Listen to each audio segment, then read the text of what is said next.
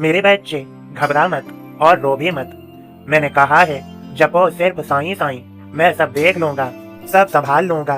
तुम्हें पता है मेरी मर्जी के बगैर पत्ता भी नहीं हिलता। तुम्हारे लिए मैं क्या नहीं कर सकता भला। जपो सिर्फ साईं साईं, मैं सब कुछ कर सकता हूँ भला। मैं समुद्र के खारे पानी को भी मीठा बना सकता हूँ तुम्हारे लिए, जैसे मैंने कड़वे नीम को मीठा बना दिया। मेरे लिए क्या असंभव है, क्या असंभव प्रतीत होता है तुम्हें। मेरी पंच महाभूतों पर हुकूमत चलती है, मेरे वश में पंच महाभूत हैं। ये समूचा ब्रह्मांड मेरी ही आज्ञा का पालन कर रहा है। तुम जपते क्यों नहीं? जपो सिर्फ साईं साईं, फिर देखो मेरा चमत्कार, देखो मेरी लीला। यकीन न आए तो जप के देख लो।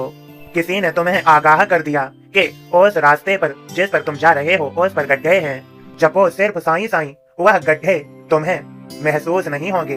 तुम्हें यह पता भी नहीं चलेगा कि गड्ढे थे। यदि मुझे वो रास्ते के गड्ढे दूर करने पड़े, गड्ढे भरने पड़े, तो मैं अवश्य भरूंगा। लेकिन तुम्हारे लिए रास्ता, जिस रास्ते पर तुम जाओगे, वह तुम्हारे लिए सरल, सुलभ और अच्छा बनाऊंगा। मैं साईं हूँ, तुम्हारा बाबा। तुम्हारा मुझ पर जितना अधिक दृढ़ विश्वास, तुम जितना मेरी भक्ति में लीन, जितना तुम साईं साईं जपते हो, मुझ पर विश्वास करते हो, मैं उतना सब कुछ करूंगा। मैं शिरडी में शरीर धारण करके रहा और मैंने अपनी लीलाएं की। मैंने कई कार्य नहीं भी किए, क्योंकि मैं ऐसे ही नहीं कुछ नियम बदलता, नियम परिवर्तित करता। लेकिन हाँ, मैं अपने भक्तों के लिए नियम भी परिवर्तित कर सकता हूँ। तुमने मेरा यह वचन सुना ही होगा, यदि यह नहीं सुना हो तो अब सुन लो। मोर वचन चाहे पड़ जाए फीका, संत वचन पत्थर की लीखा। तुम्हें मेरे बच्चों एक कहानी सुनाता हूँ। कहानी के माध्यम से अच्छे से समझ लेना, ध्यान पूर्वक सुनो। एक राजा हुआ करता था। उस राजा की रानियों के कोई संतान नहीं थी। उस राजा के भाग्य में 7 जन्मों तक संतान नहीं थी। ऐसे समय पर देव ऋषि नारद पृथ्वी का भ्रमण करते हैं और उस राजा के यहाँ पहुँचते हैं। राजा के यहाँ बहुत सम्मान होता है देव ऋषि नारद का, और देव ऋषि नारद को बहुत प्रेम से भोजन कराया जाता है। तब देव ऋषि नारद प्रसन्न होते हैं और उनसे पूछते हैं, बताओ तुम्हें क्या चाहिए। तो राजा बोलते हैं, हमारे यहाँ पुत्र नहीं है, आप हमें आशीर्वाद दीजिए। हमारी कई एक रानियां हैं और इसी की वजह से हमने कई एक विवाह किए, लेकिन पुत्र की प्राप्ति नहीं हो रही है। देव ऋषि नारद आश्चर्यचकित होते हैं कि इतनी रानियों के बाद भी पुत्र नहीं हुआ। तो देव ऋषि नारद कहते हैं कि मैं अब की बार आऊंगा, तब तुम्हें आशीर्वाद दूंगा, प्रतीक्षा करो राजन। तब देव ऋषि नारद भगवान विष्णु के पास पहुंचते हैं और कहते हैं, हे प्रभु, पृथ्वी लोक पर एक राजा है, उसने कई एक विवाह किए। पहले उसने जो विवाह किया उनसे एक भी संतान नहीं हुई, फिर उसने दूसरा विवाह किया, उनसे भी संतान नहीं हुई, फिर उस राजा ने कई एक शादियां की, लेकिन उसके एक भी संतान नहीं हो रही है। हे प्रभु, उस राजा के एक भी संतान क्यों नहीं हो रही है, इसका मुझे कारण बताएं। प्रभु कहते हैं, विष्णु भगवान कहते हैं, देव ऋषि नारद, उसके इसी जन्म में नहीं, उसके तो अगले 7 जन्मों तक संतान का सुख नहीं है। तो देव ऋषि नारद दोबारा पृथ्वी पर आना भूल जाते हैं। वे यह सोचते हैं अब राजा के यहाँ जाना बेकार है, क्योंकि अब आशीर्वाद दिया तो उसका कोई फायदा नहीं होगा। तभी एक प्रभु लीला करते हैं। पृथ्वी लोक पर एक संत पुरुष हुआ करते थे जो हमेशा अपने आप को प्रभु के चिंतन में लगाए रहते थे। उन्होंने अपने आप को प्रभु को समर्पित कर रखा था। तब उन संत को भूख लगी होती है। तब वे उस राजा के नगर में पहुंचते हैं और आवाज लगाते हैं कि 1 रोटी दो तो 1 संतान लो, 2 रोटी दो तो 2 संतान लो, और 3 रोटी तो 3 संतान, 4 रोटी तो 4 संतान। नगर में सभी के संतानें थीं। राजा के यहाँ कोई भी संतान नहीं थी, कोई भी बच्चा नहीं पैदा हुआ था। तो यह बात राजा को पता चलती है। तो राजा उन योगी संत महाराज को अपने राज्य में, अपने महल में बुलाते हैं और उन्हें खूब भरपेट भोजन कराते हैं। और वह संत महाराज बिना सोचे समझे अपने दिल से, अपने मन से राजा को खूब सारा आशीर्वाद देते हैं और कहते हैं, तुम्हारी सभी रानियां पुत्रवती भव। इधर होता है क्या, 1 साल के अंदर सभी रानियों से पुत्र जन्म लेने लगते हैं और राजा के घर में खूब पुत्र हो जाते हैं, खूब बच्चे हो जाते हैं। राजा के घर में बच्चों की खिलखिलाहट गूंजने लगती है। बच्चों का शोर, बच्चों का खिलखिलाना, जो अच्छा लगना वह हो जाता है। इधर प्रभु देव ऋषि नारद को आज्ञा देते हैं कि जाओ उस राजा के यहाँ घूम कर तो आओ। तब देव ऋषि नारद उस राजा के यहाँ घूम करके देखने आते हैं। तो राजा फिर से देव ऋषि नारद को भोजन कराते हैं। तब राजा के घर में छोटे छोटे बच्चे खेलते हुए देखकर देव ऋषि नारद पूछने लगते हैं, यह किसके बच्चे हैं। तब राजा कहते हैं, ऋषिवर, यह आपके ही तो आशीर्वाद से हैं, यह सब मेरे ही बच्चे हैं।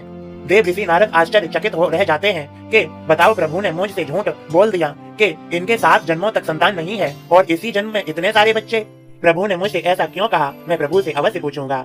तभी देव ऋषि नारद राजा के यहाँ से विदाई लेकर चल देते हैं। फिर वे प्रभु के पास पहुँचते हैं और कहते हैं, प्रभु आपने मुझसे झूठ क्यों बोला? आपने मुझसे गलत क्यों कहा कि उस राजा के यहाँ 7 जन्मों तक संतान नहीं है? मैं देखकर आया हूँ, इसी जन्म में उसके कई एक संतानें हैं। तभी प्रभु बीमार पड़ जाते हैं। प्रभु लीला कर रहे होते हैं, बीमारी का नाटक कर रहे होते हैं और बहुत बीमार पड़ जाते हैं। ये कहते हैं, मैं तभी ठीक होऊंगा नारद जी, मुझे उसका मांस चाहिए जो अपनी इच्छा से मुझे अपना मांस समर्पित कर सके, तभी मैं ठीक होऊंगा। जल्दी नारद जी ढूंढो, कौन ऐसा है जो अपनी इच्छा से मुझे अपना मांस दे सकता है। नारद जी ढूंढने के लिए पृथ्वी लोक पर आते हैं, सभी से मांस मांगते हैं कि प्रभु के लिए मांस चाहिए, कोई अपना मांस दे दे। सभी मना कर देते हैं। तभी एक जंगल में एक संत मिलते हैं। नारद जी उनसे कहते हैं कि प्रभु को तुम्हारा मांस चाहिए, तुम अपना मांस दे सकते हो क्या? संत जी कहते हैं, हाँ मैं प्रभु को अपना मांस दे दूंगा, ले जाओ, कहाँ से चाहिए? अब नारद जी सोचने लगते हैं कि कहाँ से लूं। तभी संत जी कहते हैं कि जाओ प्रभु से पूछ के आओ, प्रभु को कहाँ का चाहिए, वहीं से मैं काट के दे दूंगा। मैं तो प्रभु का ही हूँ, प्रभु को मेरे संपूर्ण मांस की आवश्यकता हो तो संपूर्ण मांस मेरा को ही अर्पित है। जाओ प्रभु से पूछ के आओ, प्रभु को कहाँ से मांस चाहिए। तभी नारद जी प्रभु के पास पहुँचते हैं। क्या देखते हैं? प्रभु ठीक हो गए हैं। तो नारद जी कहते हैं, प्रभु आप तो ठीक हो गए। तभी प्रभु कहते हैं कि देखो नारद, तुम भी थे मेरे भक्त, तुम भी अपना मांस मुझे काट के दे सकते थे, लेकिन ऐसा तुमने नहीं किया। और देखो मेरा पृथ्वी पे जो भक्त है, मुझ में लीन है, वह मुझे अपना मांस देने के लिए तैयार हो गया। तो बताओ मैं उसका वचन कैसे गलत होने दे सकता हूँ? तभी तो मैंने कहा है, मोर वचन चाहे पड़ जाए फीका, संत वचन पत्थर की लीखा। मेरा वचन चाहे असत्य हो जाए, लेकिन मैं अपने भक्त का, अपने सच्चे भक्त का वचन असत्य नहीं होने दूंगा। भक्त की लाज रखने के लिए मैं हूँ, भक्त के लिए तो मैं अपने कई एक नियमों को भी परिवर्तित कर दूंगा।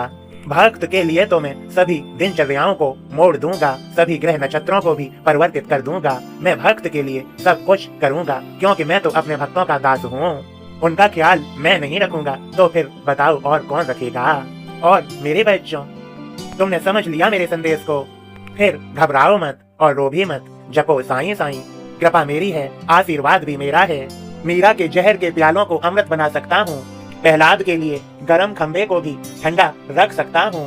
भक्त की रक्षा के लिए नरसिंह रूप में प्रकट हो सकता हूँ। धूनी की अग्नि की राख उदी को भी रोग नाशक, संपूर्ण कष्ट निवारक संजीवनी बना सकता हूँ। मैं तुम्हारे घर फोटो या मूर्ति के रूप में आ सकता हूँ। मैं मुंबई के बंदरगाह पर इटली से संगमरमर का पत्थर अपनी मूर्ति बनवाने के लिए भेज सकता हूँ। तुम्हारे सभी भक्तों के कल्याणार्थ मैं सब कुछ कर सकता हूँ। मैं क्या नहीं कर सकता मेरे बच्चों, तुम ही बताओ। रटो सिर्फ साईं साईं, तुम्हारा सभी समस्याओं का हल है मेरा यह संदेश। तुम्हारी मनोकामनाएं पूर्ण होंगी मेरे इस संदेश से। देर है अंधेर नहीं, मालिक देखता है परखता है, लेकिन नजरअंदाज नहीं करता। खुश रहो मेरे बच्चों, तुम्हें सभी को मेरी कृपा भरा आशीर्वाद मिल गया है। मेरे यह संदेश को ज्यादा से ज्यादा शेयर करो, कृपा शीघ्र होगी। सबका मालिक एक है।